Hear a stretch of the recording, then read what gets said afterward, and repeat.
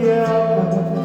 Mga langit nyo'y naglapat, ang inyong mga matay nagtatanong at nangangako.